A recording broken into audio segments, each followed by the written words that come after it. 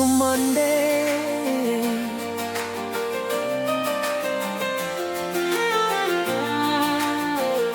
हाय, स्वागत है आपका म्यूजिकल मंडे में। मेरा नाम है अमिताभ। आज के एपिसोड में है एक आइकॉनिक सॉन्ग और उससे जुड़ी हुई एक बड़ी पिक्यूलियर सी घटना। और वो पिक्यूलियर घटना क्या है वो जानने के लिए जुड़े रहिएगा हमारे साथ। पहले सुनते हैं आज का सॉन्ग।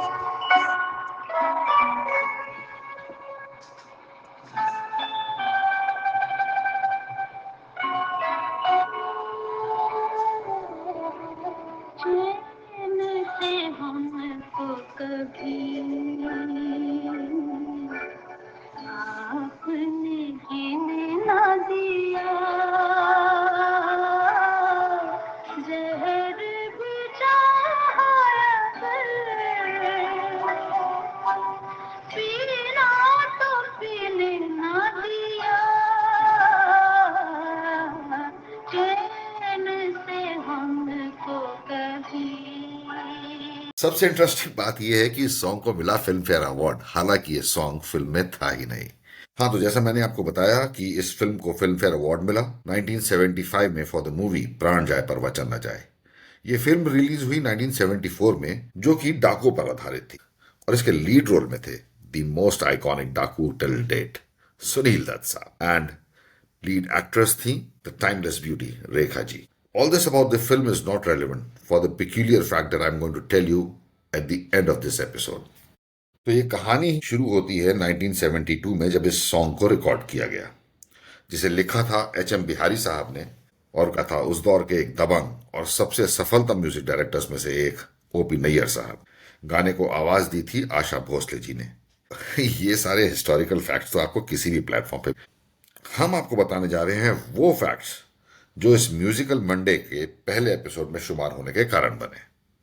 पहली बात तो यह है कि उस दौर में ओ.पी. नैयर साहब और आशा जी की जोड़ी ने मकबूलियत की ऊंचाइयों को छुआ हुआ था, both professionally and personally.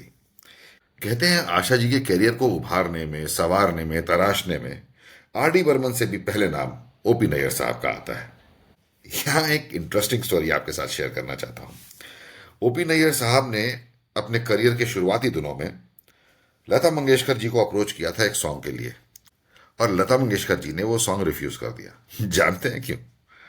Because वो सॉन्ग उस फिल्म की लीड एक्ट्रेस पे ना फिल्माकर उस फिल्म में एक साइड रोल प्ले करने वाली एक्ट्रेस पे फिल्माया जाना था।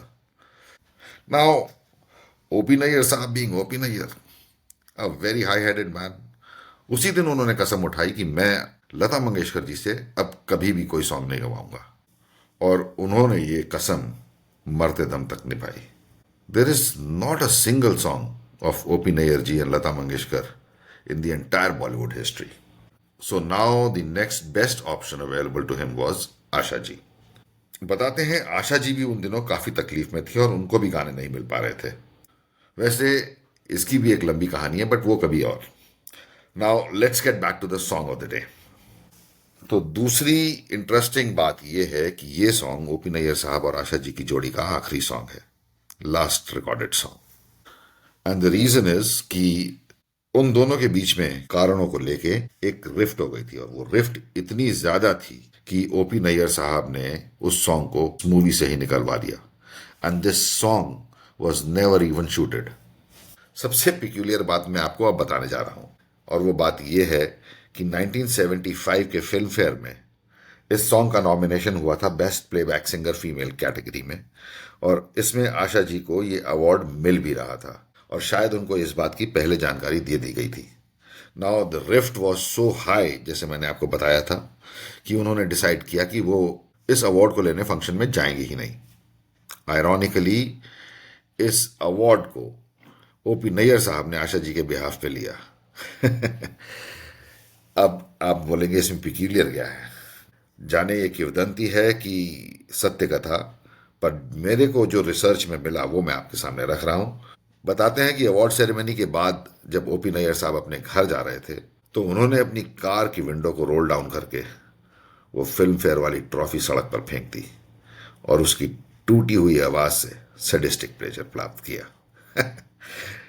है ना पेक्यूलियर? चलिए, थैंक यू सो मच।